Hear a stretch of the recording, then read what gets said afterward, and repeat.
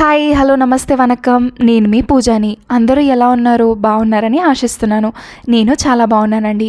ఇవాళ నేను మీ అందరికీ శంకుపుష్పం ఇంట్లో పెంచుకుంటే ఏం జరుగుతుంది అనేది చెప్పడానికి వచ్చాను. లేట్ ఎందుకు మరి, అయితే ఈ వీడియోలోకి వెళ్ళిపోదామా? పదండి. అయితే శంకుపుష్పాన్ని సంస్కృతంలో గిరికర్ణిక అని పిలుస్తారు. ఈ మొక్కలు ఆసియా ఖండానికి చెందినవి. ఈ చెట్టు విష్ణుక్రాంతి వృక్షానికి చెందినది. ఈ శంకుపుష్పం మొక్కను ఇంట్లో పెంచుకుంటే ఆర్థిక సమస్యలు పోయి ధనలాభం కలుగుతుంది. ఈ శంఖం పూలు మహావిష్ణువునకు, లక్ష్మీదేవికి, శనీశ్వరునికి ఎంతగానో ఇష్టమైనవి. ఈ శంకుపుష్పం చెట్టుని ఎవరైతే ఇంట్లో పెంచుకుంటారో వారిపై లక్ష్మీదేవి, మహావిష్ణువు, శనీశ్వరుని యొక్క అనుగ్రహం ఉంటుందని చెప్పవచ్చు. సోమవారం రోజు 5 లేదా 11 శంకుపుష్పాలను తీసుకొని నదిలో కలిపితే చాలా మంచిది. ఆర్థిక ఇబ్బందులన్నీ తొలగిపోతాయండి. ఇదండి ఇవాళ వీడియో. ఈ వీడియో కనుక మీకు నచ్చినట్లయితే like, share and subscribe to my channel mystic tales by Pooja. Thank you.